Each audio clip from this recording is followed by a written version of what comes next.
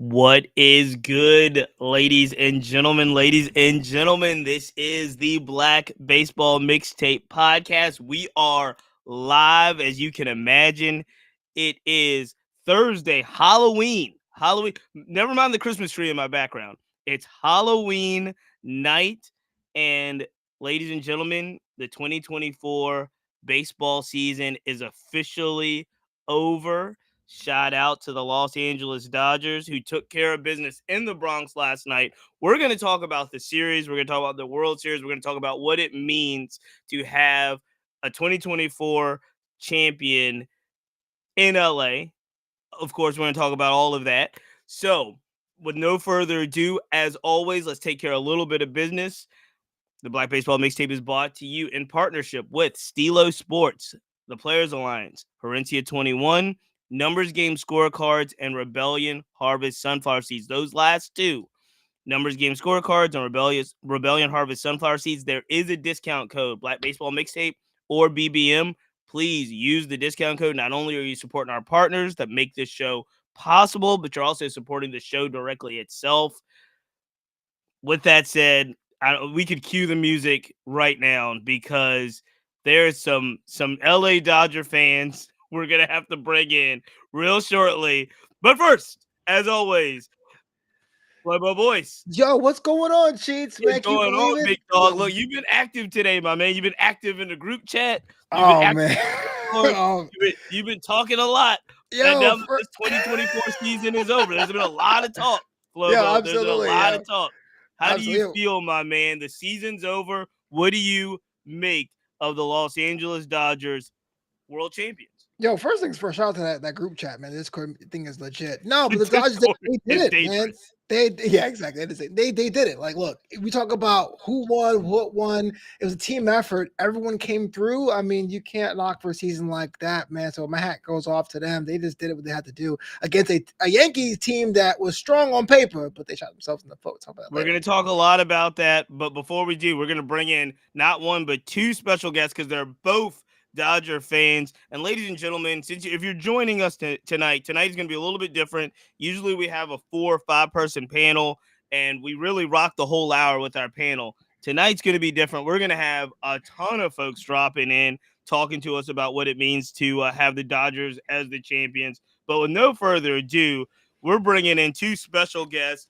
Obviously, longtime member of the crew, the Tuesday night special, all about April, big time Los Angeles Dodger fan. We're going to get to you as well, but we're also welcoming in our first time guest, Nightcast Media, brother I've been following for a long time. Shout out Nick Hamilton, who's also rocking an LA Dodgers hat.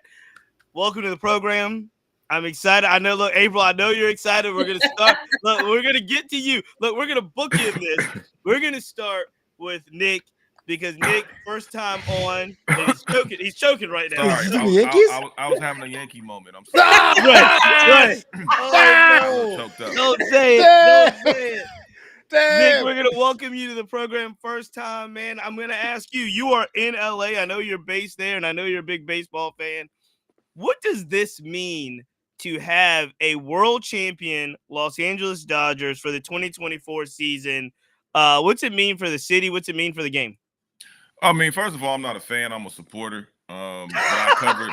Let's be clear about that. Because I don't want to, mislead anybody. I've covered the Dodgers for like 7 years now, as a reporter.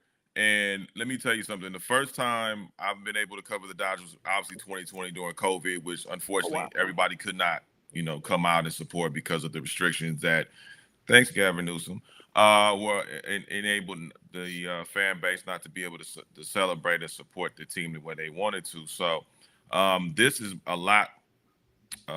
It's a lot for this championship. It's very special to the city.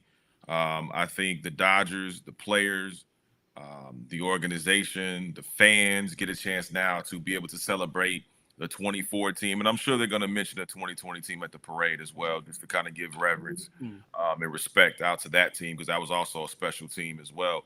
But the one thing about Los Angeles is the fact that any of the teams, whether it's the Dodgers, the Lakers, the Rams, I remember even back in 2014 when I covered the LA Kings and they had a parade, people were Kings fans that probably never even watched one or more games of hockey.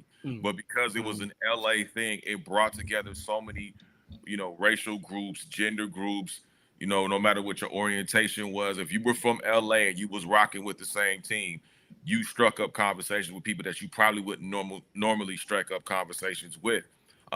You might get sweated by a group of people that you probably wouldn't even see if it wasn't for that particular team winning. So it brings the city together. It brings a lot of harmony in the city. People get a chance to celebrate responsibly, which there was some incidents, unfortunately, downtown that Mm. there was some looting involved, but those weren't Dodger fans. Those were miscreants. Those were idiots. Apparently, their parents were brother and sister, so the chromosomes don't really go all the way. Oh, for So, real? um, so I think you can't count those as Dodger fans because real Dodger fans are responsible. They love to celebrate. They love to party. And for the most part, it was really not a lot of incidents, which I think was a beautiful thing. People got out in the streets. They celebrated. They popped fireworks. Um, it was a great thing. And then this for Dave Roberts. First of all, Dave Yes. Roberts, he signed a 10-year contract during the parade. Yeah. Hey, look, we just said he was still on the hot seat. Look, he was still on the hot seat, right, April? He was still on the hot seat going into this World Series. This was the best Yes. managerial job that Dave Roberts has done in a Mm. long Yes. time. Yes. And when I saw Walker Buehler come out that pen, I'm like, okay, this is vintage 2020. When he had Julio Urias come out, that they weren't expecting for him to come out, and Walker came out. And let me give props to Dave Roberts because Dave Roberts just helped Walker Buehler get paid because Walker Buehler showcased, hey, yeah, I did good in my start. I didn't mess up like your man Flattery over there. I didn't do that. Then he came in on Blackjack was tired. Blackjack was tired. Listen, Blackjack was tired. Jack, listen, I like Jack. Don't get me wrong. I think Jack is a phenomenal pitcher, but I never trusted him on road situations. He's been great at home, but on the road, he's been shakier than a California earthquake. I'm just gonna be honest with you. So Wow. it was unfortunate because I was really having a lot of hope in Jack and that he could. I still rock with Jack. Of course. This is no disrespect to Jack. I think Jack, like I said, I think he's a phenomenal pitcher. Yeah, but you're right about Walker Buehler. Walker Buehler came in. He had the Walker stuff all series. Like, can you bring us home? He was like, yeah, I got three of them left in me, and he surely delivered off the mound. I mean, he looked like a dude that wasn't coming off a short rest. He looked like the old Walker Buehler, and I said, well, maybe this is a turning point. I mean, the man has had surgeries. He's been out of whack for the last 2 years. We've been questioning, hey, will the real Walker Buehler please stand up? And he absolutely stood up with both hands and said, now I got this trophy I'm hoisting up for the city and for this organization. Let me ask you this. I'm going to bring in April because Nick said a lot. And one thing he said that I want to get to is in a weird way, it feels like winning in 2024 kind of validates winning in 2020 in a strange way.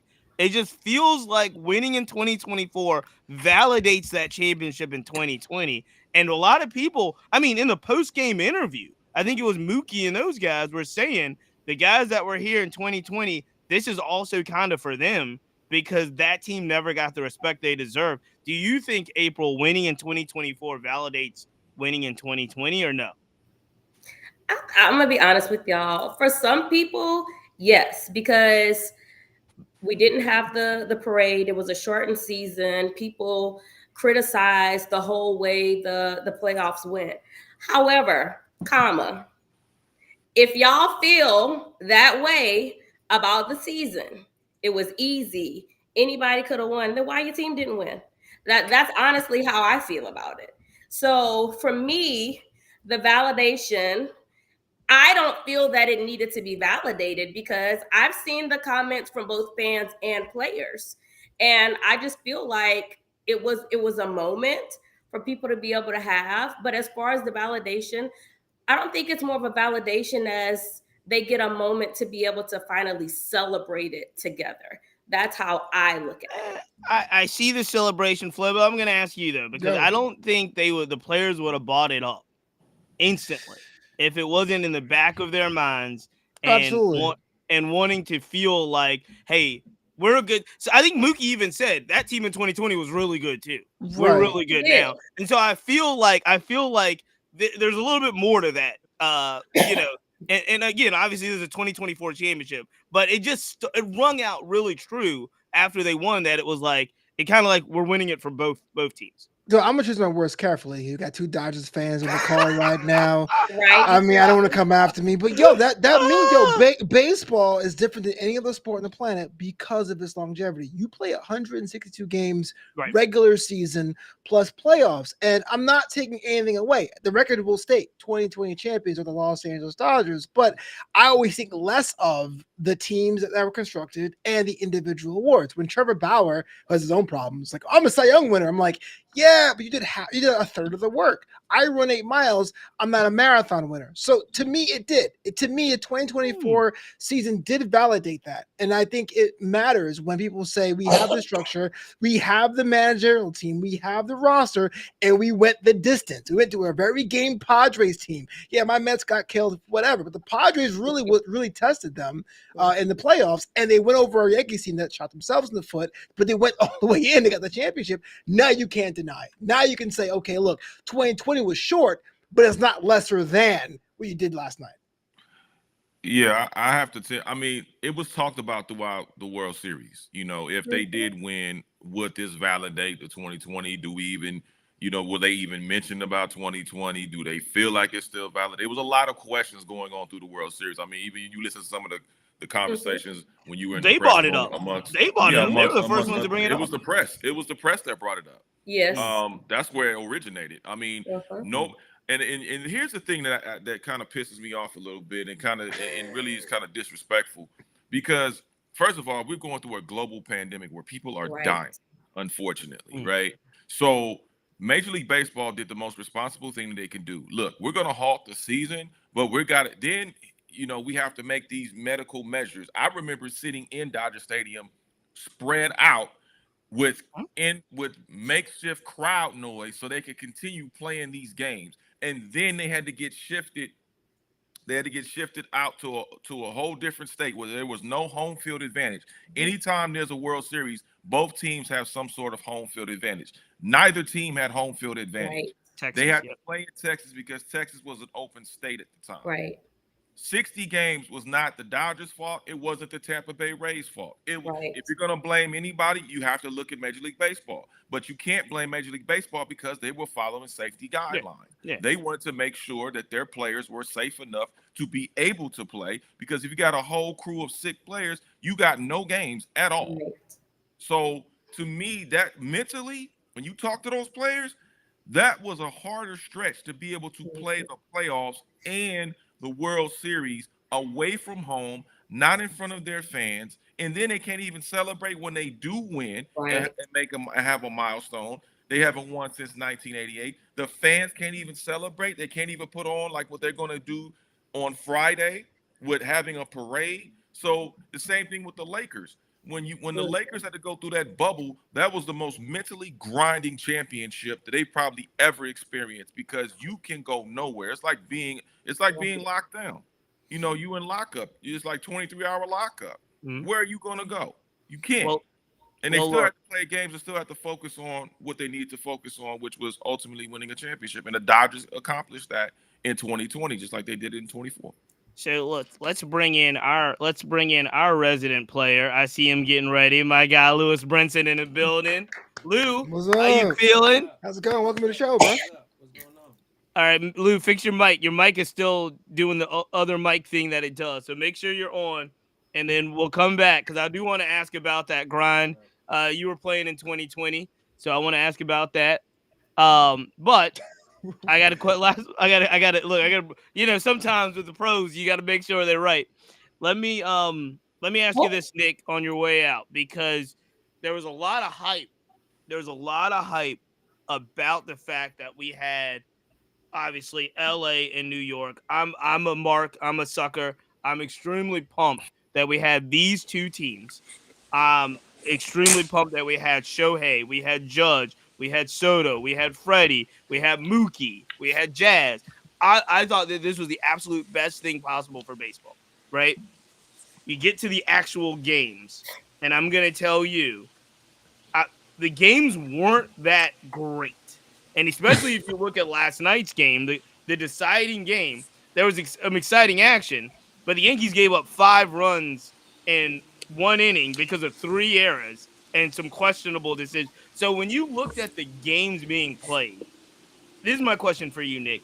Did it matter that the quality wasn't that good? Did it matter that, Shohei's going 1 for 22 and Judge was struggling until the last game? Or is it just that we have New York and LA? We have the big star. We got what we wanted. We can't be greedy. I'm just trying to figure out what the hell games was y'all watching. That's what I'm saying. Because game 1, Right. Game 1's a classic. Come Game on. 1's a classic. Game 1's an instant classic. I mean, Game 1's Dude, gonna come go down on. in history is one of the Okay, Game greatest. 2, Game games. 3, Game 4, and Game 5 was trash. You want to tell me, Game 1 was hot? Come on. Game 1 was dude, are you kidding Game me? 1's an instant No, classic. but that's still Game one one- game out of 5, though, man. Are we gonna sit up here and act like Freddie Freeman's Kirk Gibson moment was absolutely We're not going to do that. What I'm saying is, but Cheese question. I'm not talking for Cheese, but Cheese question was when it comes down to the series and the teams that were in it after game 1, cut game 1 off, was games 2 through 5 the marquee matchup you wanted? No, there was no marquee matchup. If you're going to talk about Shohei and Aaron Judge, absolutely, they were milk carton all-stars for the most part. Okay? During this year. However, if we're talking about organizations, the Yankees, the Dodgers, 2 of the premier organizations, not just in baseball, but in sports, finally going at it after 43 years, something that Major League Baseball was sinking their teeth into. We didn't have to play MLB The Show to be able to get this type of matchup. We got it in real time, okay? And on top of that, God rest his soul, Fernando Valenzuela, who played in the last series, unfortunately passed away. And I do believe the hand of Fernando Valenzuela was on the Dodgers. But also, too, if you look at game two, Freddie Freeman, once again, people overlooked Freddie Freeman, and he kept the interest. He kept the money in the bank. I didn't. No, Well, That's true. I did not. We ain't counting you, but no, I'm just saying. But I did not. saying overall, 3 and 4 were kind of in. Last night's game was probably the most intriguing game after those 5 runs because most people gave up on the Dodgers and said, you know what, we're gonna see Game 6 on Friday in Dodger Stadium. When the Dodgers are the most resilient team that we've seen, if you've paid attention to the Dodgers, they've been resilient all season through the postseason, and their biggest test was through the Padres. Once they got over that test, the sky was the limit. And the fact that the Dodgers fought back in situations, then got down again, 6-5, they got down again. You had 2 or 3 more innings remaining to see if the Dodgers were going to force themselves to be able to win it on their enemy's turf, or they had to force a Game 6.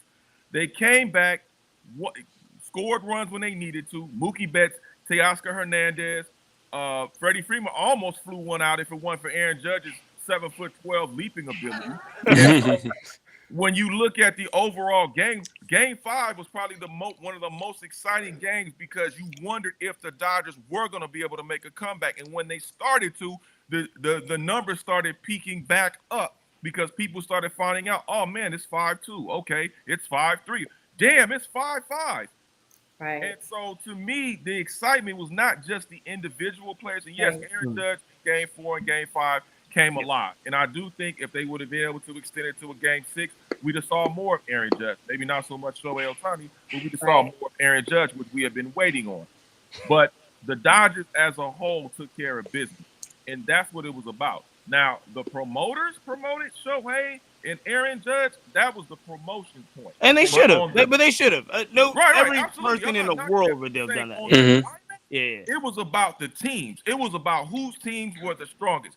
Whether it was Mookie Betts, whether it was Teoscar Hernandez, Will Smith, Max Muncy, Tommy Edman, like whoever was going to show up in that game, that's who was going to show up. Walker Buehler showed up on the mound, did his thing, brought it back home, and it was probably one of the most exciting games we've seen since Game 1 when Freddie Freeman had his Kirk Gibson moment. So and I will say too that hold on 1 second, because I'm gonna bring you in April for sure. But I wanted to ask Lewis because he's joined and he's back. Lewis, are you good? We're good. Can y'all hear me? Okay. Everybody good? Yeah, I can hear you. Right. But I want to ask because again, they play these things out on the field.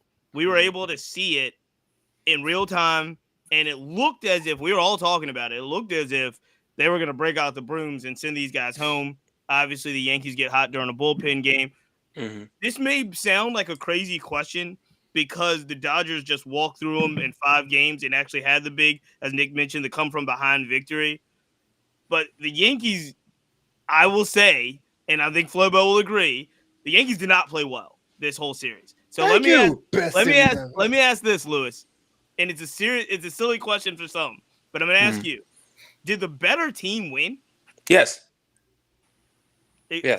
The better team was the Dodgers. The Dodgers have a deeper team, meaning bench wise.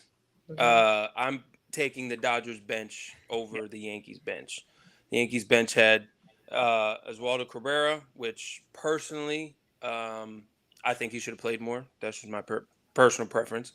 But as far as better team, Dodgers were the better team, and the Dodgers did obviously win the World Series. But now payroll, I mean this is the series that everybody wanted to see as far as like who's got the highest payroll. This is guys signing all this money in the offseason. These two teams need to make it to the playoffs, like the Mets, or make it to the World Series, like the Mets. You expect them to spend all that money? All right, they got to be in the play. They got to be in the World Series at least.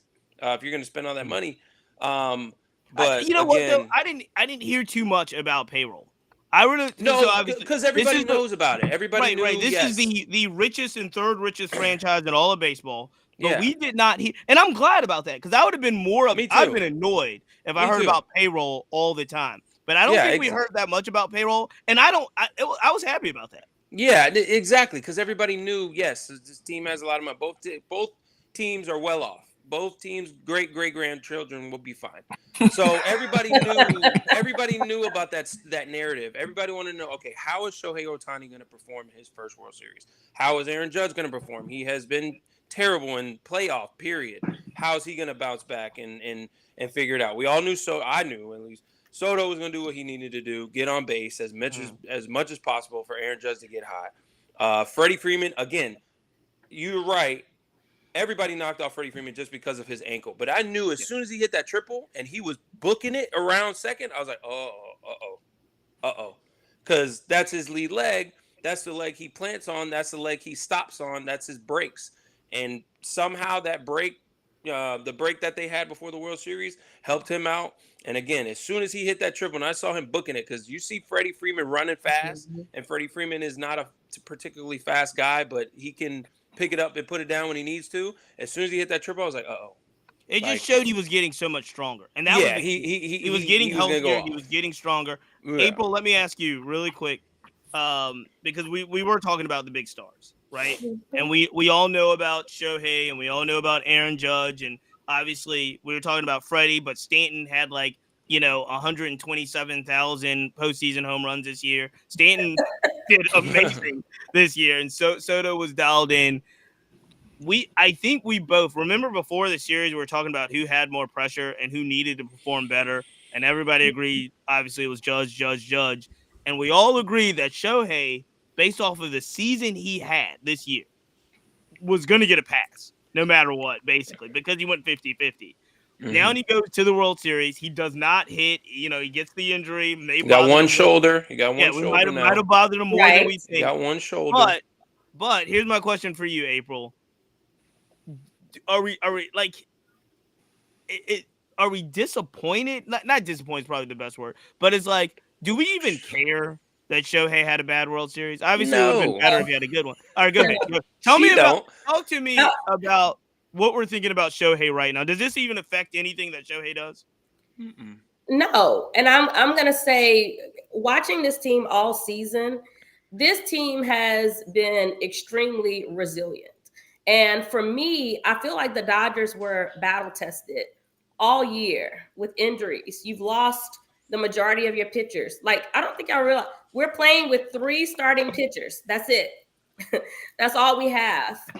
Then you go through, your bullpen. And before the last game, you had asked me how I felt. And I was like, it depends on who Dave puts on the mound as far as the bullpen. But as far as this, I felt like this was a complete team win. And I don't think that the Dodgers look at this as, oh, this was, Shohei didn't perform. So this, no, the team performed well. The team showed up for each other. And that was what the team wanted for each other. And I think that is the part that people have to realize. That is what has carried this team through all of these moments. When someone tweeted about the lineup that we had this year, y'all need to go look at that. I'm gonna send it in the chat. Y'all need to go and look at that lineup so you can see exactly how many times that lineup changed. So when we talk about Dave Roberts, even how well he managed, he had to keep all of those things into perspective with that as well. And even the Walker Buehler story, I don't want to be too long on that, but that touched me a lot because 2 days rest. Last time Walker Buehler pitched on short rest, he ended up not playing for a good 2.5 years. And so Dave Roberts tells the story that Walker sends him a message early yesterday morning, I'm available. Now, ready to go. Everybody looking like, nah, you ain't pitching. Yeah. Boy goes to, Friedman and is like, I'm ready. And then goes to the pen knowing I'm about to shove. Like, I'm really about to do this. So again, for me, no, it was never about Shohei. It was always about the team doing what was necessary to play for each other. Let me say this too, because we are going to give a lot of credit to Walker Buehler, and we should. But the brother that actually got the win, not a brother, but he actually got the win, is my man Blake. My man Blake Listen. went three innings or something. Blake came in like the sixth, And Lewis, let me he tell was you, absolutely amazing.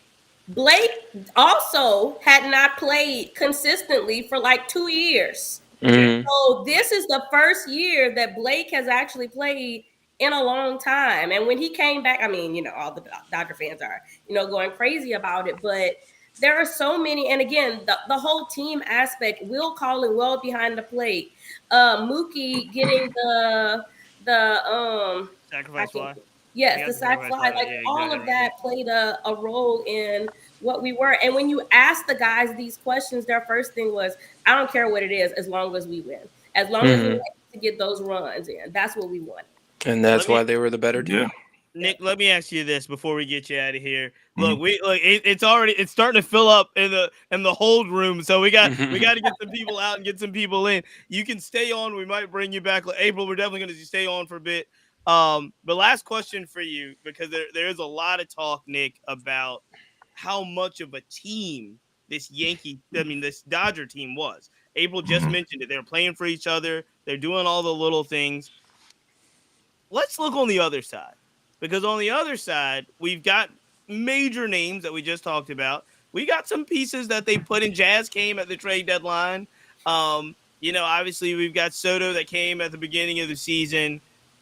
Do you feel as if, and I'm not asking you to compare it to the Dodgers, Nick, but do you feel the Yankees were a bonded team, or do you think they were kind of a collection of players? No, I think they were a bonded team. I mean, when I spoke with Jazz Chisholm, when I spoke with Aaron Judge about just what was it like to add a guy like Jazz, because Jazz is one of a kind. Jazz is going to be him. He represents. He's the brother that got some soul to him. You can tell, and he's not afraid. He's got everything. Yep. No, he's not afraid to show it at all. And I love that about Jazz, because Jazz is just down home. He's who he is. And sometimes when you go into a new clubhouse, that could rub some feathers the wrong way. And then they embraced him. I mean, him, Soto, Stanton, they all said, hey, man, we told Jazz to be him. We want him to be him. Even when I talked to Marcus Stroman, he was saying, hey, look, man, we love Jazz. I mean, Jazz got the fly kicks. He's got the jewelry. He's rocking it. They loved it because it was some fresh energy that I think they really needed in that clubhouse to kind of allow them to say, hey, you know what, maybe we can, loosen up a little bit and allow, him to be him, but then allow ourselves to be ourselves. So I think it wasn't just a collection of players. I think they really did have a chemistry. They had a bond that they built. I know the timing of it may seem otherwise, but talking to them, and I believe them when they said that they actually did have a unified clubhouse inside with the Yankees. So I actually believe them too. Yeah, I mean, and also to April's point, you got to remember this too, as far as the Dodgers are concerned, really quick before I get on out of here. The Dodgers lost Evan Phillips before the World Series. So that was another arm that went down. that they had to go through and put more pressure on their bullpen, especially during those bullpen session games during Game 4, and basically Game 5 was a bullpen session if you really want to be technical, because of what Jack was unable to accomplish, unfortunately. So I think this, when you look at this, the Yankees. What's going to happen with Juan Soto? Juan Soto said he's open to 30 teams, and he's not all 30 any teams. of his men. He's not deferring any of that money. He wants his He $700 million, and he wants it in cash, straight cash, homie. In the words of my man Randy Moss, and that's what he wants. I know the Dodgers are reported to be involved in that sweepstakes, but if you're the Dodgers, you really don't need Juan Soto. You need to focus on re-signing Teoscar Hernandez and maybe getting Walker Buehler, some more arms. Buehler. Willie Adams, Willie Adams from Milwaukee as a shortstop. You may want to be able to sign him. You got some arms coming back. You got Tony Gonsolin coming back. You got Dustin May coming back. You got Kershaw coming back, who's going to give you 2 games, and then Lord knows what happens. If you sign Adames, I'm like cheat mode, bro, for real. Yeah, bro. The P ain't gonna approve that. They will not approve that. For real. You signed Adames, bro. Come on. We can even extend Edman. Edman has played a great postseason. If anybody deserves it.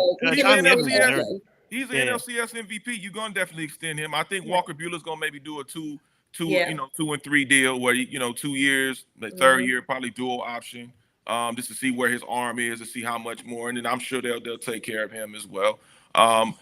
Teoscar is going to be the question mark. What is Teoscar? Is he going to take a hometown discount? Is he going to be able to command more money with some other team? He's going to go to a sorry team because there's no competitive team he's going to go to command top dollar, and he's going to bleed them dry. He's earned every dollar of it. Don't get me wrong. If I'm the Dodgers, I try to work out some type of deal with Teoscar. His defense was absolutely incredible throughout the last 2 series. And then, like I said, the pitching is coming back. Evan Phillips is going to come back. We're probably going to lose Gavin Stone just because of the monies probably won't work the way they. Well, he's out because of his next year anyway. Yeah, so it's a done deal anyway, just financially as well, unfortunately, as well as physically. So it's going to be interesting to see how they're going to moving forward. But I think these 2 franchises are going to be moving in totally different directions. The Yankees are going to have to figure out something. Well, look. The Dodgers probably will be back. Nick Hamilton, you will be back. My brother, I appreciate it. This is the first time Nightcast Media. Tell everybody where they can follow you real quick. Hello. And you do know that. Y'all can find me on Instagram at Nick Hamilton LA as well as on X at Nick Hamilton 213 and check us out at nightcastmedia.com and at Nightcast Media on all social media platforms. Chief, brother, I appreciate you. Oh, man, you're awesome, bro. Everybody on this panel, I appreciate y'all, and much success to everybody here as well. And see y'all at the parade tomorrow. All right, man. Well, we be following. Congratulations, man. We're I ain't going. I ain't going. We're gonna take April. I don't know why you saying. Hey, look, we got a line change coming in. Nick was a first-time guest on the podcast. We're bringing another first-time guest in right now. My guy, Dead. Oh, snap. We got Dead right What's up? Let's go. And a brother named Sid. Let's go. So we got Ed. We got Sid. Look, we don't look. It's gonna get filled up. It's gonna get filled up. We don't have a lot of time, but we got to bring in for the first time Ed. Welcome to the Black Baseball Mixtape, my brother. I'm glad that you are on. Look, man, I see you rocking. Look, I see you rocking the Guardians hat. So we're gonna look, Flobo. We'll have to make do. But but as we recap 2024, Dodgers obviously big parade tomorrow. I think we got everything we wanted in a World Series. Maybe again, me and Flobo talked about the actual gameplay in the World Series was a little bit sloppy. Yes. But I think we got everything we wanted. Ed, how do you feel as we wrap 2024 up and the Dodgers are now hosting the trophy? Well, first of all, thank you for having me on. I'm so excited, man. What's happening, everybody? Let's go, man. I'm so excited to be here. Okay, so here's how I look at this. As a Guardians fan, I've got to say it. I was disappointed that it was not my Guards, but they didn't play good. So it is what it is. We were playing with house money all the way up to the playoffs. I had them finishing third in the division. They surprised the whole world. So my boy is going to get manager of the year. Let's just call it, okay, for the American League. All right, that's how it is. As far as the Dodgers and Yankees, I think it was baseball needed a battle of the Titans. You know what I mean? I'm not saying that we need it all the time. Okay. I'm just saying this year we needed it, right? I think it's like what 93% increase in age range, or like I think it's like 18 to 30. So I think that was great. I loved it. I think it's amazing. I watched all the games. It was exciting. Last night it was a good game. Early on, I was like, all right, cool. You know, Yankees are gonna, you know, we're gonna go to LA. You know, make it 6. I had the Dodgers winning in 6. Man. Yeah. I'm sorry. Lewis, what did you have? Lewis, you look like a gambling man that had something like that. I mean, I had it going 7 at least. You had a 7. With I think I had a 7 at least. At least. That's a 9, bro. Press 11. Like, I did not see the Dodgers just coming out and just like mollywopping the Yankees. Like Nobody that, thought just the off first 3 off games. The bat. Nobody would have thought the first 3 games. Nobody thought the pretty first much- 3 I thought games we were would have gonna gone get that way. like back and forth, like Dodgers win, Yankees win, Dodgers win, Yankees win. I like I said, the Dodgers were the better team, but I just thought the Yankees had momentum coming in. We're facing the Dodgers. You know, Judge was starting to, you know, figure it out a little bit. Soto and Stanton was on fire. Jazz was gonna pick it up. By the way, I called Jazz and I called Judge homer last night. I said Soto too, but Soto took his walks. But I did call Jazz and I did call Judge last night. Just want to put that in the air. But yeah, bro, I thought it was at least going 7, and it was a little disappointing. I'm not gonna lie. I Not gonna lie, especially after last night. Last night I was screaming at the TV, man. That was bad. That was so bad. You know, I have another friend of mine who is a huge Yankees fan. And I'm like, oh, this is not looking good. That 5th inning was the absolute worst thing that could have happened. Thank you. The 5th inning was what killed the momentum for the Yankees. Thank you. Done. It was done. You know, I don't listen. That was horrible. Give the Yankees their due. They were the best team in the American League. No. Relax. refuse. Let Ed cook. But here's the thing, though. They absolutely, completely fell apart. They did not get back to the basics. They were looking ahead. They weren't playing proper baseball. You gotta run to first base. You gotta run to first base. I'm sorry. I gotta ask Lewis. Lewis, you're a player in the major leagues. When that play, I just want to ask you about that play. When Mookie beats out the run and it gets caught between Cole and Rizzo, and you know that like changes everything. Like changes everything because it was awful. When that happened, if you're on the field and something like that happens, like what do you just think, hey, look, it's not meant to be? Literally swear something like that happens. Literally, especially like if I'm Judge or if I'm Verdugo or if I'm Soto, but especially if I'm Judge, because I just missed that ball. Because you just missed a routine fly ball, right? Routine fly ball. That one shouldn't hurt. It should hurt because it's a World Series. You got to make every play. It's about pitching and defense, wins championships, and there you go. And loses championships. So if I'm Judge and I miss that ball, I'm like, oh my God, how the hell did that just happen? All right, let's lock back in. We still got, there's no outs, but we got runners on first and second.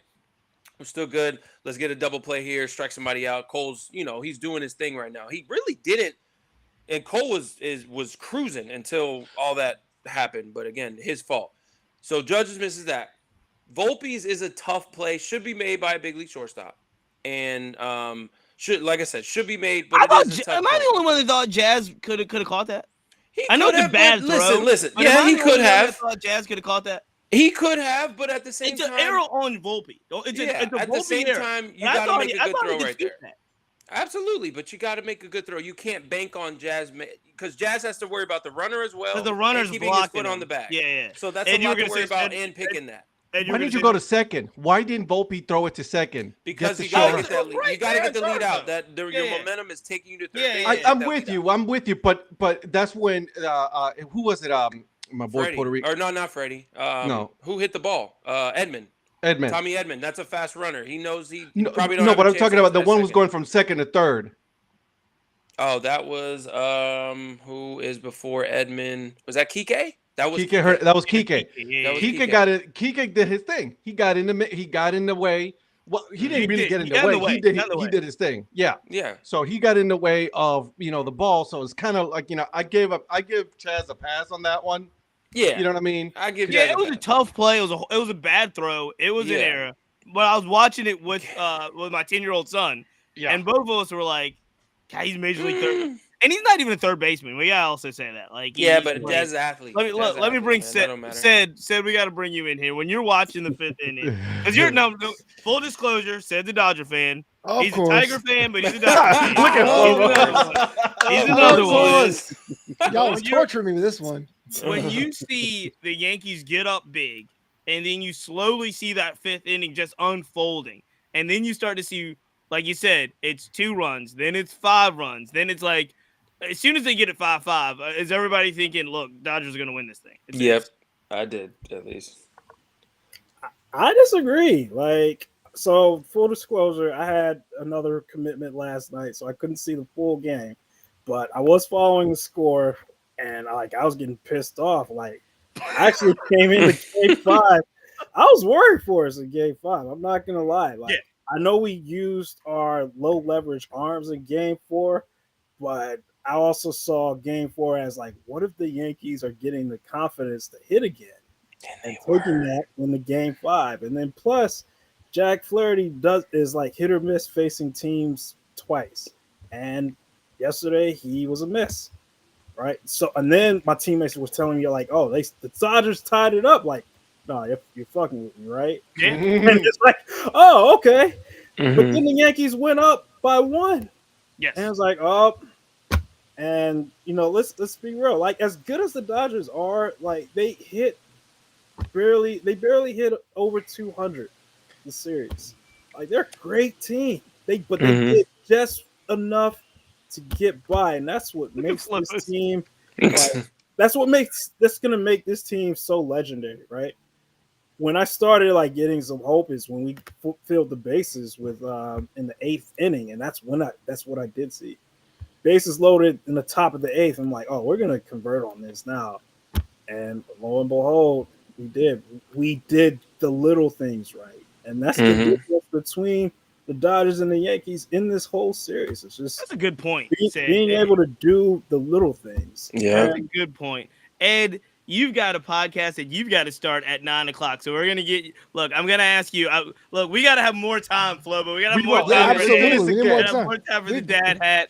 Hey, Dad really has quick, the man. Said hit on something that I want to ask you about on your way out. Legacy here. When we look at legacy, obviously this is going to be Freddie Freeman's whole World Series. But and obviously it's the first time Shohei makes it to the postseason. When we look at this team in context, are we going to look at the 2024 Dodgers as like a really good baseball team, like a really good team? So here's how I'm looking at this whole series, and here's a comparison, because the Dodgers were able to do the right things. They were able to capitalize on the mistakes that the Yankees made. Every time the Yankees made a mistake, they capitalized on it. The Yankees didn't. That was the biggest difference in this series. You took the Yankees and the Dodgers took out the 2 biggest players in Judge and Ohtani. Those weren't really showing up until Judge until last night, right? So it was the rest of the players. So what I'm saying is, I don't know about the Yankees, but these Dodgers, they're here to stay. Yeah. They're here to stay, and you are here to stay, my man, Ed. Thank you so much. Tell everybody where they can follow you, my man. You're coming on live 9:00, right? Yes, 9:00 Eastern time. Dad Hat Chronicles Sports Show, Dad Hat Chronicles Podcast.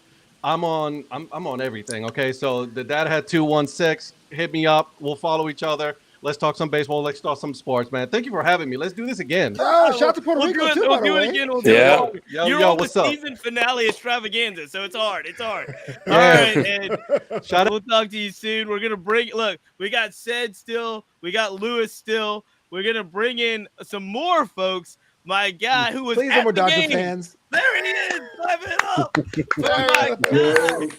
Look, the group chat is in full. Lewis, I don't think Lewis is in the group chat, but the group chat is in full effect now. We got Ced, we got Darren. Darren was in the Bronx at the game. Really quickly, you were there game 4, not last Game night, 4, right? yeah, game 4. All right. Your first World Series? Yeah, yo, it was amazing. It was an All right. amazing experience. So look. Before we do anything else, talk to me about the vibe. What's the vibe like in the Bronx in the World Series? Honestly, I feel that everybody was on edge because we were on the brink of elimination. So everybody was nervous, yo. You walk down like River Ave, 161st, and people were quiet. You know, people were supporting. Everybody was like, "Yo, we gotta do it." But I think, we believed, but people were scared. You know, we didn't want to get swept. We didn't, like hearing it from everybody it's tough. And so I feel that everybody was real nervous, and then even inside the stadium, like the energy was kind of like it wasn't like going to a normal Yankee game where people were already getting loud and excited about the game. I got in because I had standing room tickets. I didn't get to sit down. I stood up for like 6 hours. What you said was not bad, though. You said it was Nah, not bad. yo, nah, no. I mean, I had a great view. Like, I Yeah. was lucky. I was standing right behind like two little kids, and they were there with their grandfather. So I saw everything. I didn't miss out on nothing because of people standing up or nothing. But it was quiet. It was quiet. Freeman first inning again, man. That guy single handedly killed us. And but once we started going, it started getting loud and exciting, and the reaction, like, then it started to feel like Yankee Stadium. But it was a great experience. That's awesome. I'm so glad you were there. I'm so glad for somebody that wanted to see a Yankee win, you got to see a Yankee win. So I'm glad about that. Said I want to ask you as well. We just talked. I mean, this World Series had it all in regard. Like, this was made completely out of central casting. Like, the two franchises we're talking about, the stars that we're talking about, the cities and the media markets that we're talking about. Darren was just talking about the environment in Yankee Stadium, but game 1 and game 2, that environment in LA was equally as off the roof. I want to ask about that. I want to ask you, because you watch a lot of baseball. Playoff baseball, there's nothing like it. The intensity is on every pitch. How intense does it get, not just for the players, but how intense does it get for the fans? It gets real intense, man. Whether you're there or whether you're not. So I'll tell you, like, I was not happy during the NLDS. Me and my partner, I was grouchy, and yeah, I was not a pleasant person to be around. I wasn't pleasant to be around after game 2. I turned off game 3 once they went up. The Padres went up 6-0, but then I went and turned it back on when I saw we scored 5. But then I was just like, "Oh, we lost." So then I just decided, like, you know what? I'm not even gonna watch game 4 because I don't want to be disappointed. I people in the Discord know I hate the Padres with an unhealthy passion. Right? It's unhealthy. So I didn't watch game 4, but then I came back to game 5, and it was just like, oh, okay, yeah, we did it. And crowd participation is a lot, man. Like, game 2, Ice Cube opened up. Like, that LA crowd was amazing. Was taking it in, man. Ice Cube was solid. I don't know if anybody remembers Meek Mill. He in the 2022 World Series. Yeah. Oh man, forgot we about don't talk about Meek Mill no more. Yeah. We don't talk about Meek Mill no more. Hey guys, y'all are hard on these hip hop artists. Y'all are hard. What you mean? Yo, Flobo, let's not remember y'all that. Are hard. Diddy's a Mets fan. Remember that Diddy's a Mets fan. Exactly, yo. That's for April. That's for April. I know she was home. D-Lo gets it. But like, I saw game 3, and like, to Darren's point, yeah, the Yankees fans weren't really responding to Fat Joe. No, that was terrible. That was trash. I'm sorry. Yeah, they were just like, all right, guys, Chief disagrees. Chief said Fat Joe was dope. Leave him alone. We will do that another time. Continue they needed KRS-One. They needed KRS-One. That's what I'm saying. You must KRS-One. Like, he's a hype man. Like Fat Joe. He's the Bronx. But let me ask Lewis, because Sid brought up a point, and we got more people coming in. But Lewis, Sid brought up a point that I want to ask Lewis about. you talked about the divisional series and going through the Padres and having that series and going through the Mets and having that series, getting to the World Series for the Dodgers. Obviously, we said the Dodgers were a great team. They were also a battle-tested team. The Yankees, on the other hand, had to play the Royals, had to play the Guardians. Shout out to Ed, but the Guardians didn't put up much of a fight. They get to the World Series, and I don't think they were, for lack of a better term, as battle-tested as the Dodgers were battle-tested going through the playoffs to the World Series. Lewis, do you think that matters? Yeah, I think that matters to an extent. The Yankees on paper had the easier road on paper. Now, it's still a big league team. It's still full of all-stars and full of Hall of Famers on both sides. It's still, the Yankees still had to get through some tough situations, even though it was a little easier than the Dodgers. But still, again, you still face a big league team, and in the playoffs, anything can happen, man. You see the Tigers beat the Astros. Nobody saw that. I kind of saw it just because of momentum. Did I call it? I called it. I called the Tigers Tigers in 2 over the Astros. I think I called it. Yeah, I I mean, Tigers, a lot yeah. of guys that probably watched the game were like, "All right, the Tigers just have so much momentum, and it seems like the Astros." Yeah, are just they were just too hot. They were just too hot. They look like they just wanted to go home. Like, all right, we're in the playoffs. Let's just go home, guys. Yeah. But that's just what it looked like to me. But the Dodgers definitely had a tougher road as far as like momentum, teams. You can even argue that the Padres at the time were a better team just because they weren't as injured as the Dodgers.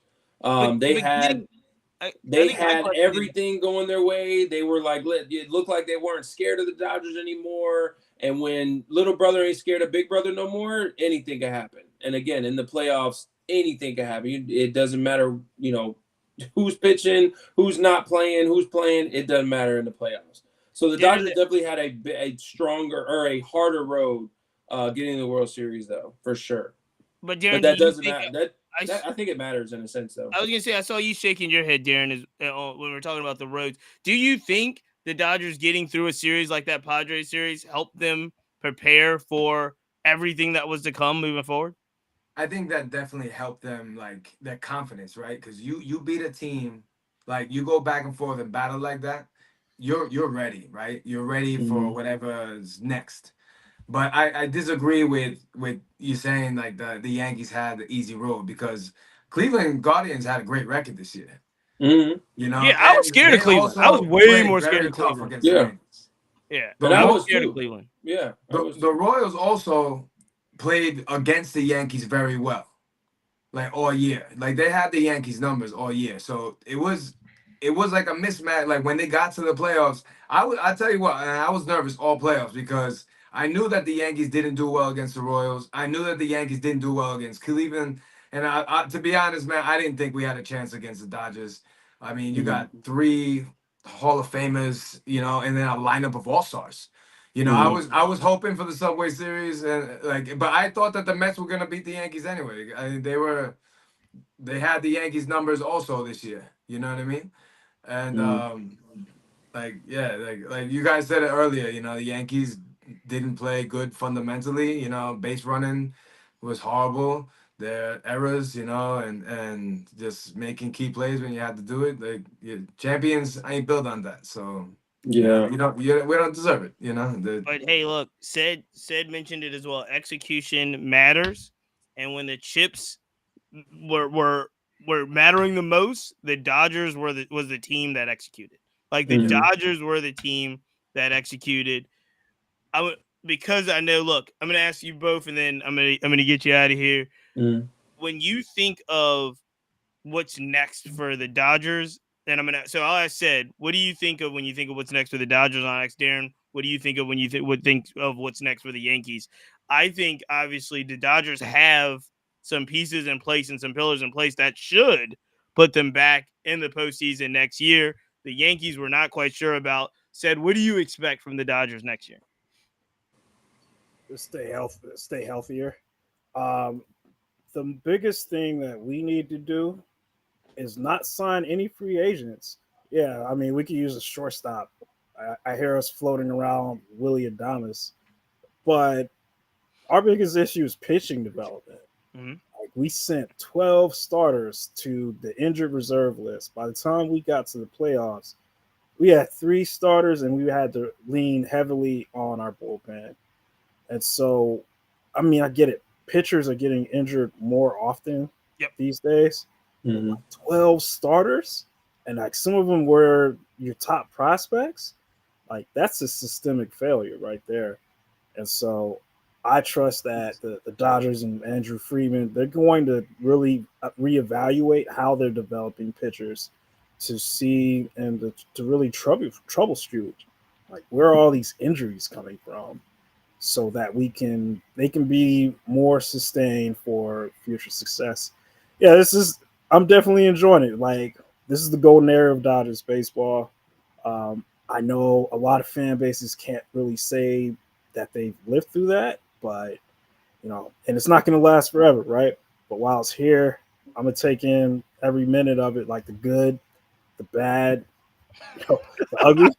It's gonna last for a minute. Let me tell you. It's gonna last for a Real. minute. It's gonna Yeah. last for a As long minute. as they got those, like as long as they got those 3 MVPs and then Yeah, some it's gonna arms, it's last gonna for a last. minute. Because again, we talk about Shohei and Trout and the Angels, but these Dodger teams, they're built in a way where I think they're just gonna be good, and they can plug and play. They can plug and play and continue to plug and play. So, Mhm. said, you're the man. We're gonna take you down. We got more line changes, Darren. We asked you, what are you thinking while we bring in some guys in? What do you think when you look at the future of the Yankees right now? The Yankees have 2 studs coming up. Spencer Jones and Jason Dominguez. Spencer Jones Jones is probably still a year away, right? Yeah, and I would honestly, I hope that they trade him. Yeah. They trade him for some pitching, because that's what the Yankees need. The Yankees need some pitching. They're not gonna re-sign Soto. I think Soto's gonna go with Flovo over there and Queens, Team Hey! Grimace. Hey, yo, I'm not like you. I support the Mets.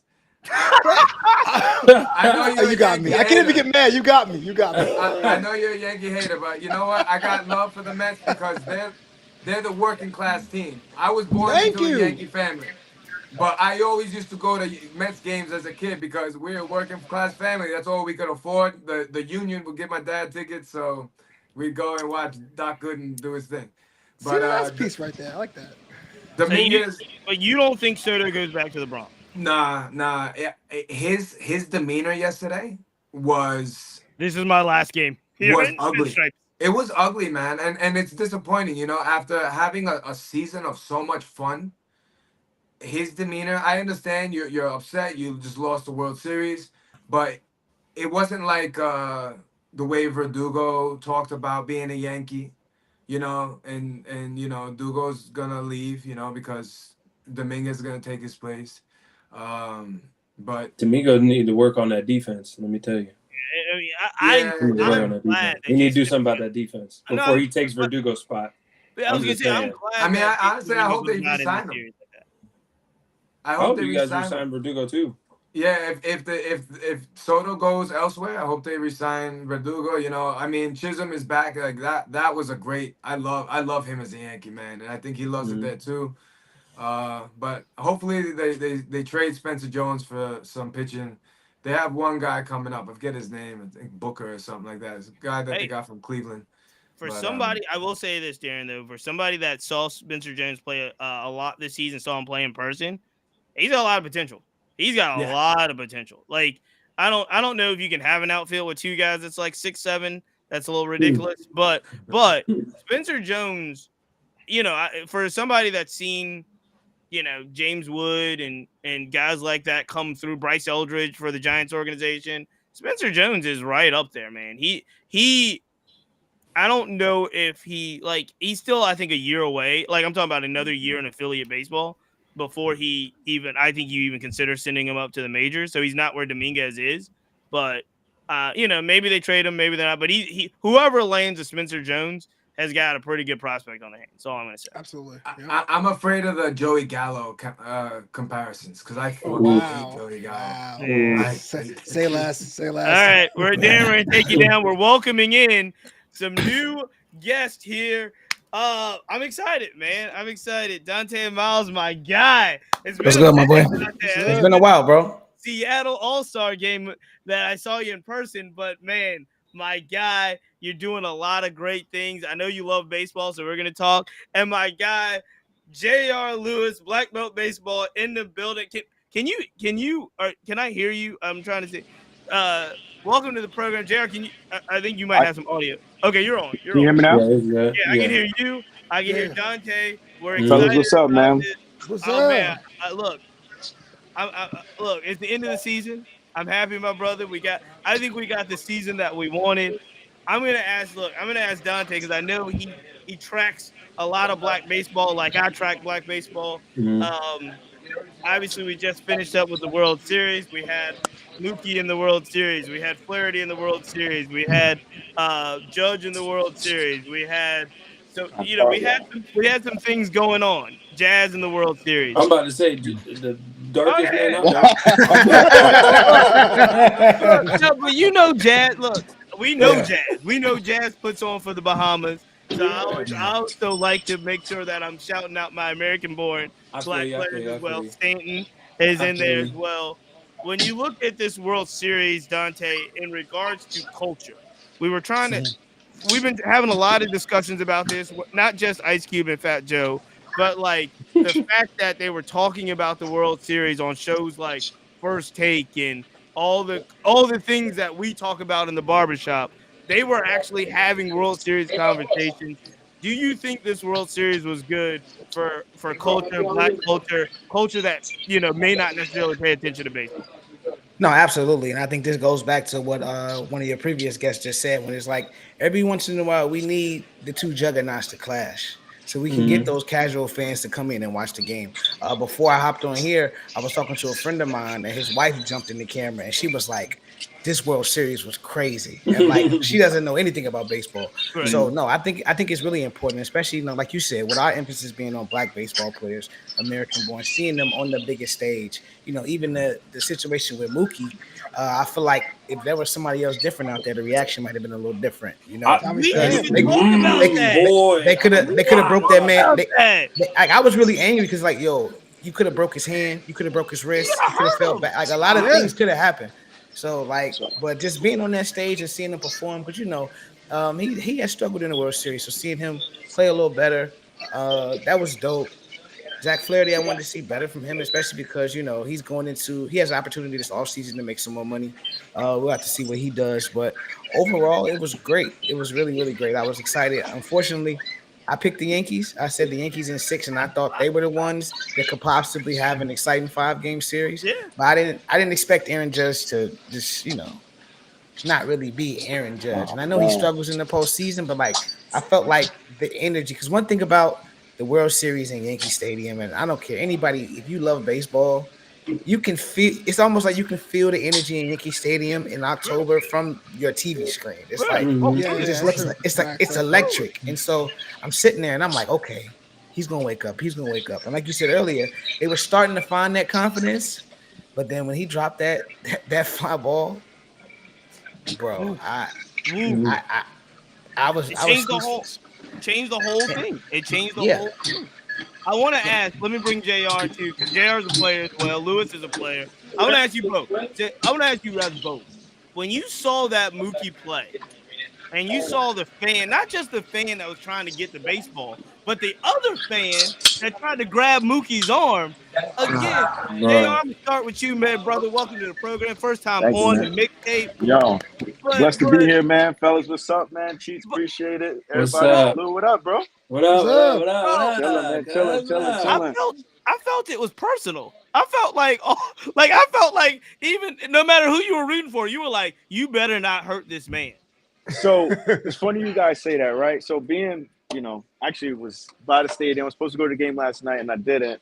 Uh, as a, Northern New Jersey, New Yorker, I was disgusted to see that and as someone who's trains martial arts and jiu-jitsu in particular, he could have hyperextended Mookie's arm and his elbow just from that position. And then I actually reached out to a couple guys who were friends with Mookie as well. And I'm like, man, I to your point a little earlier, I said if that was a different player, I feel like MLB would have handled that differently. We would have had a whole different outlook on the situation. Try that with So- Albert Bell. Try that with Tommy Pham. Oh, Right. Oh hey, God. hey, T, yeah, my yeah, yeah. T Fam, I talked to T Fam about man. Hey, and E-Jack, we talked about it. Yo, My man's coming on the field. yeah, dragging both of them on the field, I'm bro. dragging them out the stands, but yeah, man. So I was disgusted to see that. I hope, you know, I do understand New York fans very passionate, but you don't put your hands on players, man. They're out there, they got families to support. They're out there doing the job. You know what I'm saying? So, yeah. But the Yankees just played really bad baseball from game one. I had them in 6, and then after game 1, I said it was over.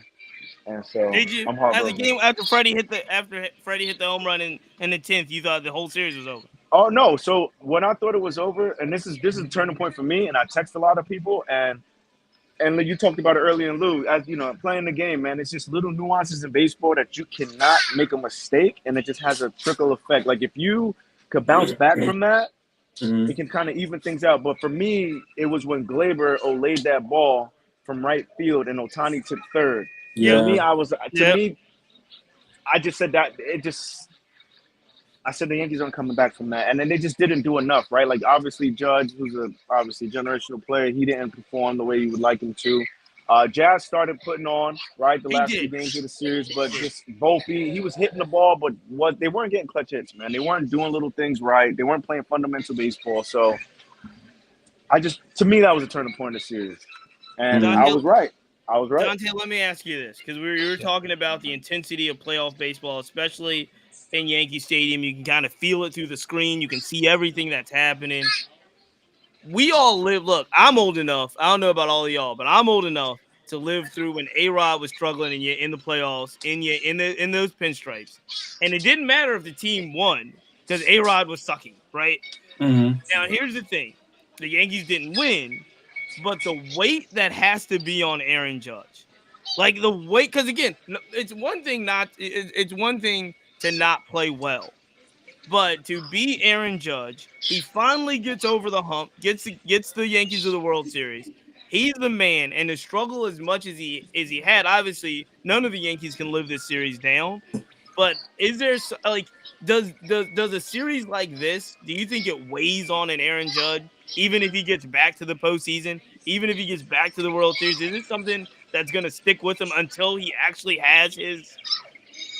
I think it's one of those situations where we have with all great players, and it pretty much happens in every sport, where like you reach a point where we've seen that you have so much success on a regular season level, on even a playoff series level, that until he gets over that plateau, you're still going to have that stigma. It's still going to be, well, what is Aaron Judge going to do when the Yankees get there? So as far as weighing on him, I think he definitely thinks about it, because from what I've seen from Aaron, you know, he loves the game of baseball. He wants to be great. And like, that's what it takes to be great. You have to really be locked in like that. And I think he's a player that is on that level. He's not a guy that just, I have the talent and I'm this big, so I'm going to play baseball. Like, he wants to be there. So with the weight of not just playing for the Yankees, being a center fielder for the Yankees, being the captain of the Yankees, like, I think that weight itself may be more than the way he performed in this series, just because as the captain, you're expected to carry the team. Like we all know the last captain. We all love Derek Jeter. So just the energy he always brought to the Yankees, and it seemed like every time they needed a timely hit, Derek Jeter was there to do it.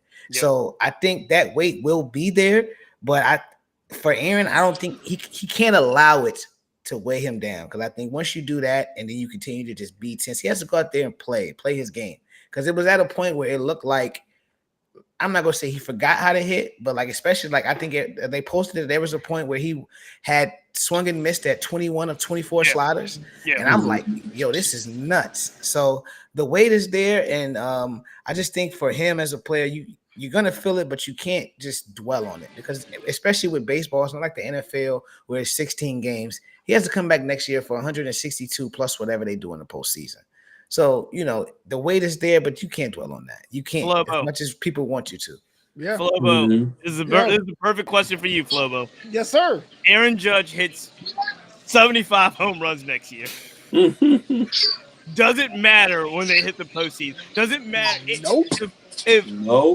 he could hit 2,000 home runs, which is not even possible, bro. Because when it comes down to this town, man, I say this as a Mets fan, right? Growing up in the 90s, Yankee fans had a certain aura about them because those championships came back to back to back. It was seen as a foregone conclusion. Yeah, the Yankees were not the best team in the World Series, but there were people in New York thinking, okay, Judge, you got here in your tenure. You have a responsibility to do 4 wins. Can you do that? And not only did he, it wasn't they lost 11-10 every night. He disappeared. So yeah, it doesn't matter what he does next season. It has to be all the way through. Remember LeBron when he couldn't get that first ring? It haunted him forever. Yeah. Yeah, no, I agree, man. Like to cement his legacy, especially. Can you guys hear me or no? Yeah, no, I got you. Yeah. Yeah, to cement his legacy, especially in a city like New York, he's got to win. You know, you got to win. And it's tough, man, because he's so great. He's so great. But I said it, you know, I hope I'm wrong next year, but I told him just he's the A-Rod of this generation. You know, perennial MVP, phenomenal player, just doesn't show up in October, which is unfortunate, but you got to win, man. You got to win in New York. You got to win in New York. Point blank period. You know, and it's just even being around, like even the other night when we were out, you know, out by the stadium and just, you know, New York is just so unforgiving, man. You could win MVP, and then they'll you know, crap all over you if you ain't performing the next night. Man, that's just New York. So that's the price you pay for playing in the big city. But I just hope he got some sleep last night, man. Yeah. No, he didn't get any sleep. No. Last night. There's no sleep you get there. Just the weight of being, like he said, like Dante said, the weight of being the Yankee captain is already a weight. But I think a guy like Aaron Judge can handle that off rip. And he showed it in the regular season. He's like, all right, I'm the captain. I'm the leader. Obviously, like I have the city on my back. All right, let me go hit 50. You know what I'm saying? Like, let me go do my thing. And then for whatever reason, he gets to the playoffs. And as players, you know your stats in the play. You don't have to hear the media. You don't have to hear mom and dad. You don't have to hear nobody tell you, hey, man, you don't hit well in the playoffs. Yeah, I know. It's internal. I know I don't hit well in the playoffs. And it's something about getting to the playoffs that either is in his head or it's all mental. It's not physical. I don't see any different. I think they pointed out last night that he closed his stance a little bit. But, I mean, that's just, you know, you try to make an adjustment where you can. And so late in the year, it's tough to make any type of big adjustment. Like guys would always joke at the end of the year, like, hey man, if you ain't got it by now, you ain't got it. You know what I'm saying? Like you ain't got it. We've been at it since February and you trying to make big swing changes, like you might as well hang it up, dog. Because whatever you've been doing for, you know what I'm saying, whatever you've been doing for 5 months, you know, it's kind of a waste of time. So, but Aaron Judge is the type of guy, like he looks like he can handle that pressure, but for whatever reason, man, again, he knows in the back of his mind, like, man, it's the playoffs. Like, you know how we do in the playoffs. We got to step it up. And now we really got to step it up because I'm the captain. So he definitely has that pressure, and he definitely hears that little voice in the back of his head, like, man, we just won something in the playoffs. And then last night, man, I'm already not performing, even though I was picking it up a little bit, and I missed that routine fly ball. Now he'd already hit a home run. He had already hit a home run, but you miss that routine fly ball, and then you just start to see, because I've been there, obviously not in the World Series, which is in the Yankee Stadium, in a Yankee uniform, and you're the captain. Like, there's so much on top of him, but I've been there in the regular season, and you make an error, and now, you know, they steal a bag, they get a walk, they score 2, somebody hits a 2-run homer, you're like, oh my God, this is my fault. This is all my fault if I would have just caught that ball. And especially for him, like, it's not like it was a tough play. It was a ball right at him.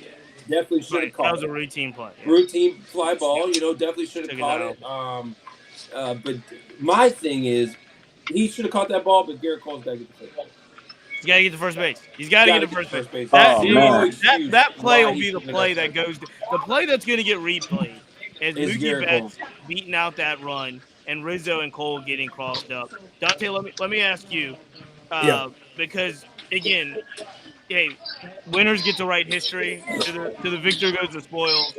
Shohei had as equally bad as a series hitting wise as Aaron Judge, but Shohei wins. Obviously, Towns are going to be a lot forgiving. when we get to the playoffs next year, though, if the Dodgers are there, are we going to look at like, hey, man, Shohei needs to step it up? I don't think so. Because also you got to remember, I'm just being honest, Right. because you also got to remember next year he's going to pitch. Man.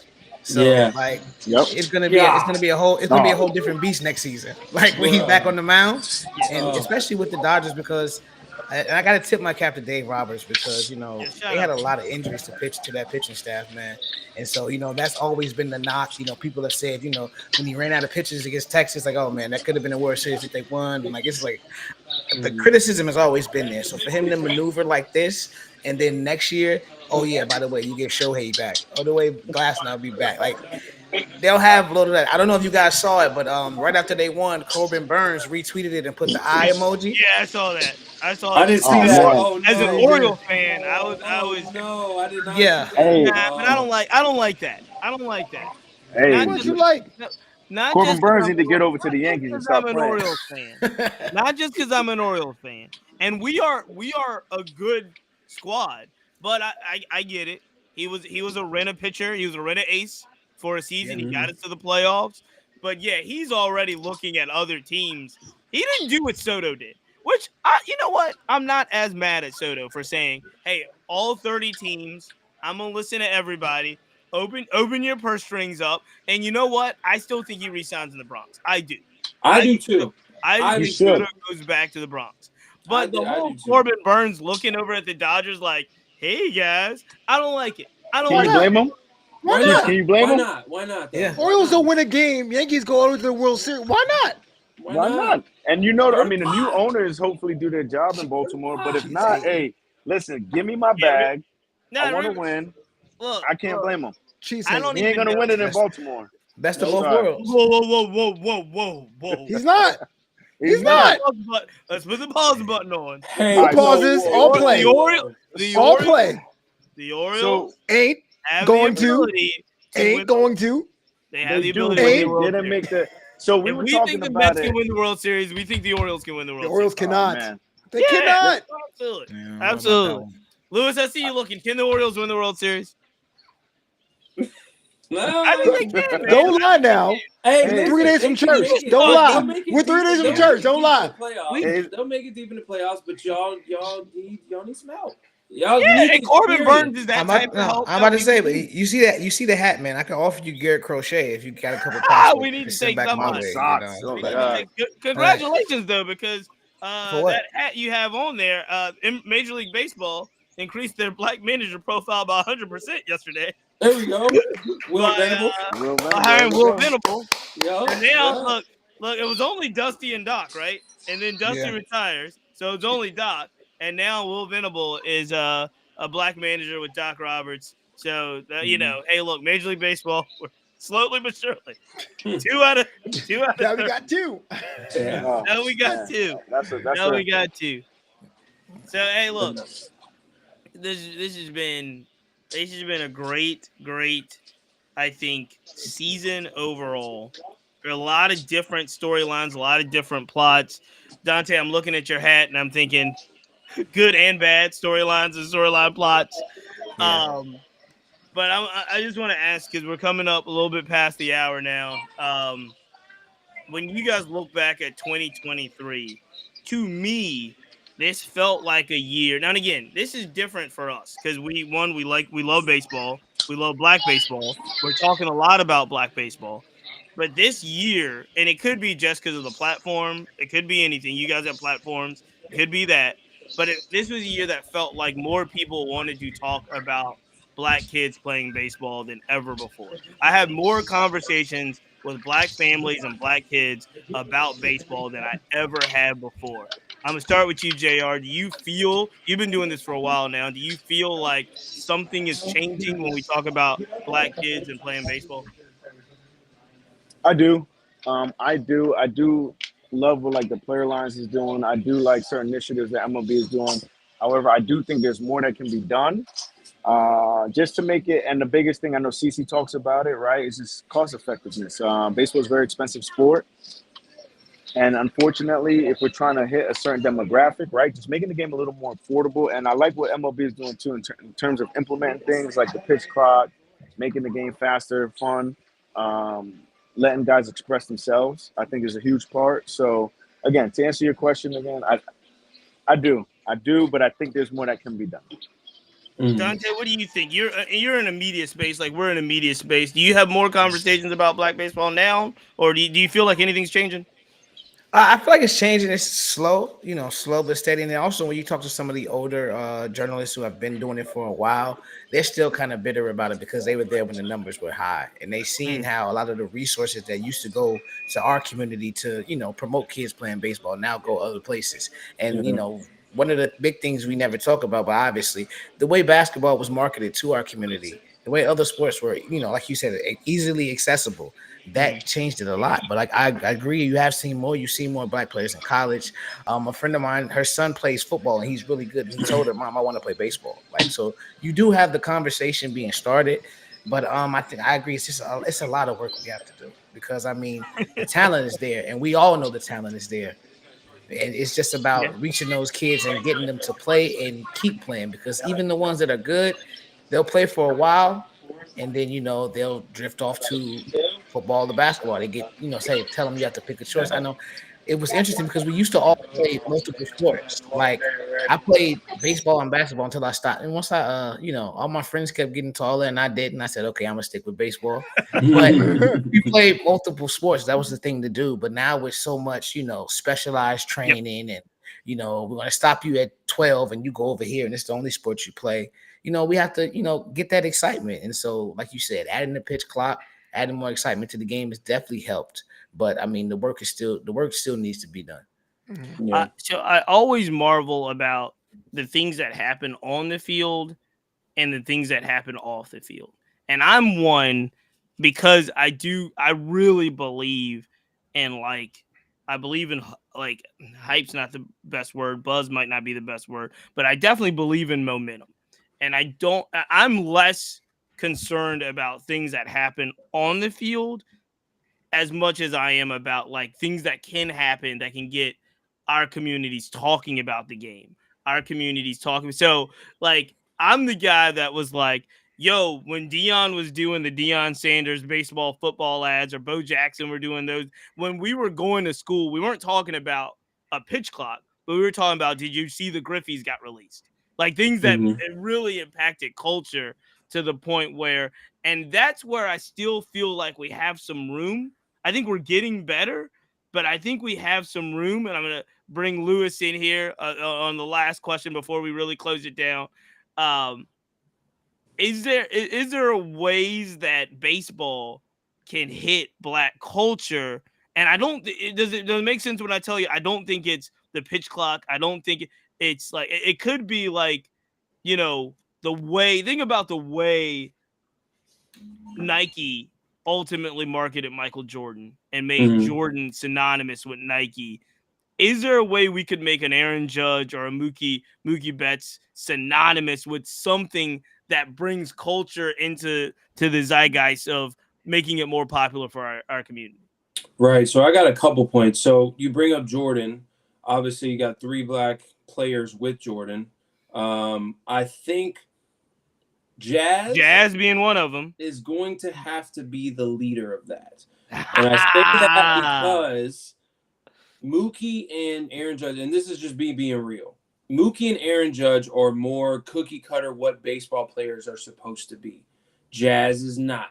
Jazz is a rebel. Jazz has swag. Jazz has the chains and the grills, and I'm wearing Cartier glasses on a day game, and I'm wearing customized Jordans with anime on it. I'm making that look cool. So that's why I say for baseball to reach the culture, they're going to have to push the culture. You know what I'm saying? They're going to have to push the Jazzes. They're going to have to push. It's okay to be yourself. Black people like being ourselves. We don't like being told what to do. Let's be real. So with Judge and Mookie, also black people don't necessarily maybe not look at Mookie and Judge as, I don't want to say as black because they are, but no, they're black. They're black. They are black. But I know what you're saying. No, I know what you're saying. I feel like they look more so at Jazz because we can relate more to Jazz as far as culture wise and what he looks like and like I said, the shoes and the swag and stuff. We have to be able to push that. MLB has to be okay with pushing Jazz, and I think they do a great job. MLB, anytime Jazz steps on the field, he's on MLB's feed. So I think and another point I had, just remember, another point I had is I would love to make it obviously affordable. Baseball is very expensive for anybody, not only black kids, but you have to be able to obviously let them choose. You can't force it on black kids. You can't force it on anybody. You can't force, sports on anybody. People ask me all the time, am I gonna make my son, if I have a son, am I gonna make him play baseball? My answer is always the same. No, I'm not gonna make him play baseball. If he wants to play baseball, great. Let's get a bat and a glove. I got some resources. I did some things. I could teach you some things. You know what I'm saying? Like we'll make it the best thing possible. But at the same time, basketball and football is just more attractive to young black kids, and I wish it wasn't that way. I wish it was more attractive to black kids. Baseball, as far as like, yeah, I want to go play baseball, man. That's cool, but again, I think Jazz has to be the front runner into that. Not to put any pressure, because I feel like Jazz would love to be the front runner for that. Sure. But at the same time, you just can't force it. I don't want to make that sound wrong, but like, you just can't force it on black kids. Like, if you listen, baseball's cool. Here's what you can accomplish. But you got to make that decision for yourself. Yeah, they have to make that decision. I love this conversation, and we'll have to finish it up and pick it up another time, because I love it. There's so much that we can go into here, but we are out of time, so I got to talk. Look, we will follow up on this, and we will follow it up with JR Lewis, Black Belt Baseball, with Dante Miles. My guy, it was the Barber Chair Network. Dante, what is it? Yes, sir. Barbershop Network. Look, I gotta be, bro. I see. Hey, no, we got you, bro. We got you, man. Come on, I love it, man. Look, thank y'all both, man. We're gonna take you down. We're gonna take JR down. Yo, Black Belt. Fellas, Everybody thank you. Black Belt Baseball. We got way more to discuss. Way more time to discuss it on future dates. So we're gonna take this extravaganza down, my brothers. Lewis, as always, my guy. We're gonna take you down as well. Sunday nights, it's still yours. We're still coming back. I'll see y'all Sunday. We're gonna talk longer. We're gonna talk longer. Man, Flobo, what'd you think? Really quick, because Lewis had a point that I also wanted to mention, because I do think that you can have. Maybe I'm wrong. Maybe I'm selfish, but I think you can have it all. And what I mean by that is, Derek Jeter is in the Mookie Betts, Aaron Judge mold, right? And that dude is an iconic. We talked about it last episode. Derek Jeter was also outside. He did everything we talk about on the field as straight-laced as possible, but he was also outside. I think Mookie was kind of an outside type guy as well, and I see his point, because his point is good, but I also think that you can have Allen Iverson and Chris Paul, and they can both be stars. Yeah, they don't have to be the same. Black people, we always say that black people aren't a monolith. Right. I understand, for the young black kids, they're going to find Jazz. They're going to find C.J. Abrams. They're going to find Lawrence Butler, and they're going to need to. Right. And I can have those guys. I'm absolutely with you. In fact, when he was saying Jazz, I was like, yo, Jazz is cool, but he's a certain kind of flavor. But Lawrence Butler being into like anime and just chilling with the boys and doing that. We talked about Will and Justin Henry Malloy. We got a bunch of. A generation ago, when I was a kid, it was always what you're doing on TV. But now, if you stream or if you have your own blog, I mean, it's a different kind of vibe now. Yeah. It's bigger than TV. I think we got to find those touch points. Again, it could be just a commercial. It could be the right commercial series, right? It could be the Spike Lee, Michael Jordan. Got to be the shoes type thing. Oh, yeah. People paying attention and run. You know what? I think, and I'll be honest with you, one of the things that we talked about going away from the game and kind of baseball going away from culture and so forth, baseball also went away from a lot of that type of media stuff. The stuff that had Bo Jackson and Ken Griffey Jr. and Deion saying, Nike and those guys went away from that stuff. Almost, it's less in every sport. If you look at the number of quote unquote signature shoe athletes in the NBA, all those guys in the NBA, a lot of, NBA has superstars on every team. Nike only has like a handful. Like it's Absolutely. like 4 or 5 signature shoe like guys. You know what I mean? Absolutely. Yeah. Remember the swingmans drop? That was like a holiday when Griffey had the swingmans. It was like a big deal. So different. It's so different. All right, my brother. What do you think of our first ever 2024 season wrap extravaganza? We gotta do more. We gotta do more of these, man. I had to That's a bite lot my of guests. tongue. I had to bite my tongue with all these Dodger people. Like, A lot oh, of guests. it was so rough, but we found a way to power through. No one believed in us. Like, yo, you were number one seed, highest pick. But in all seriousness, yeah, man, seeing different perspectives, it shows us how much the platform's grown and how many people of us are out there. So that's all good, brother. And everybody that's in the chat, everybody that is in the group chat, everybody that was on Instagram Live tonight, we are wrapping up what is the 2024 season, but we are not wrapping up. We're going to have podcasts. We're going to have live podcasts. We won't have as many. We have just had the month of October closes this out. I will tell you guys, we don't talk about numbers a lot. What do they say? Men lie, women lie, numbers don't lie. I will say we have had the biggest month in regards to our podcast and downloads and listens than we've ever had in the history of the Black Baseball Mixtape. That's what's up. Let's go. The month of October 2024 is the most downloads we've ever had. It's only going to grow, we hope. I mean, it won't grow at this rate. The season's over. Right. But if you enjoyed what we did this season, if you enjoyed the way the mixtape represents baseball, represents Black culture in baseball, represents hip-hop culture in baseball, do us a favor. Please tell a friend to subscribe. Tell a friend to follow on Instagram. Obviously, we have to look at numbers. It's what we do in kind of this line of work. So I know what other kind of, like we're saying, bigger social media baseball platforms do. I follow them. I track them. A lot of our friends that we have on the show are parts of either bigger or smaller baseball platforms. So we follow what they're doing. We know what the numbers can be. So we know what the numbers can be when you look at Bleacher Report baseball or you look at John Boy baseball. We know where that could go. I'm not saying, Flobo, we're ever going to be one of those types of platforms. Someday. But what I am saying is, John Boy started kind of like we're starting, right? And then and some of the other wonderful, wonderful platforms we follow kind of started just like this. So we definitely hope that you will continue to support the Black Baseball Mixtape. You continue to support all of our efforts and what we're doing. And yeah, we just wrapped a season, man. We just wrapped a crazy season, Flobo. That we set a lot of goals, my brother. Yeah, absolutely, man. And you know what? Next season is gonna be even bigger. I can see it happening right now. Next season's gonna be bigger. We're gonna be in your city, I'm sure. Please. Are we gonna meet in real life for once? Are we gonna be in the same room at some point? So that's what trips people out. It trips people out that they don't realize that you and I have actually never met in real life in person.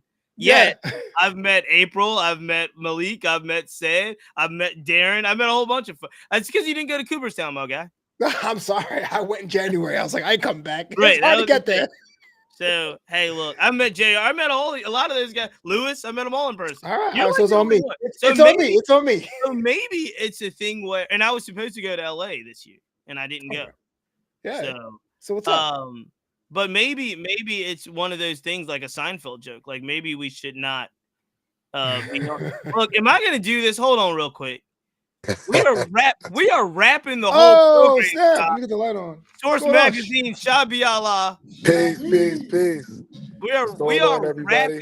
We are wrapping the show. I never gave the farewell and everything. Oh man, my fault for taking on kind of late, bro. What time is it? Get a Cyclones cap on, bro. See that? You know what time Let's go, Cyclones. Amazing stars here. We're gonna give you the last word since you are on. Everybody, this is my guy here, my partner, Source Magazine. We've been doing the mixtapes on the Source, on the Black Baseball Mixtape. The players' mixtapes was something that Sha and I came up with. He is the man, a big time baseball fan. I'm gonna give you the last word because we're getting out of here. When you think of the 2024 World Series. The Dodgers are the champions. How, like, what comes to mind for you? Do you feel like the because I know you. Do you feel like the Dodgers won it or the Yankees lost it? I mean, hey, listen. Los Angeles walked away with the W. They earned it too. You know what I mean? It wasn't as if they just did a nice clean sweep. It's not like the Yankees, were necessarily an easy team to beat, and they beat them at home. They beat them in the cathedral. So, that was monumental in itself. I mean, all in all, I honestly thought the guy trying to snatch the ball out of the stands, I thought that was going to switch the momentum for the Yankees. But, all in all, it was a good series. Salute to the Dodgers. And, of course, historically, the Dodgers represent Brooklyn. At the end of the day. Oh, Flobo. Don't do that. Flobo's I mad. can't. No, I can't do No, that. hold up. Stop. You have to, because that is included when you add up the number of World Series won by the Dodgers franchise. It starts in Brooklyn. I understand that, and I'm not denying that the Super Buys or the Brooklyn Groomsmen became the Super Buys, became the Charlie Dodgers, became the Dodgers. But what I'm saying is, last night the Dodgers won, and Mookie did not say, "Yo, shout out to Ebbets Field, shout out to Brooklyn. I want to give a big up." No one said that though. Mookie's on the side saying, "Brooklyn, we did it. Brooklyn, we did it, Brooklyn." Yo, listen, you might not say that because y'all not from Brooklyn. I'm from Brooklyn. Yo, I'm from Flatlands, man. What the hell? Yo, I live in LA, but I'm from Brooklyn, bro. What are you talking? Okay. Now, see, let me give you a little history. Now, my parents are older parents, so they were old enough to know about going to Ebbets Field and watching Jackie play. Yeah. When I was born, my parents actually lived in Ebbets Field, the apartment complex. Okay. So that's the home plate that stood as a monument is still behind 11 McKeever Place. That's just a part of my history. The Dodgers are always gonna. They don't claim us no more, though, Sean. They don't claim us no more. There's a whole different spirit out there. I mean, LA doesn't claim us, but listen. When you talk about the number of World Series or the number of franchise wins, you're right. No, you can't exclude 1955. Period. No, you're right. And shout out, and while we get you out of here, shout out to the Minneapolis Lakers as well. I fully understand. They really represent. No. Nice jab. You caught me. My brother, you do amazing work for the Source, man.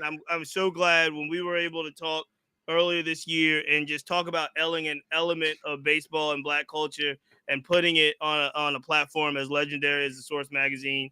You, my brother, I know fought so hard for what we were able to do together, what you were doing, and I know you fought for it because we would have those conversations like, "Yo, man, I'm trying to get it up." Yo, listen, because the science is that really, as far as Black culture, mainly Black urban culture, we don't embrace baseball like we do football and basketball. True.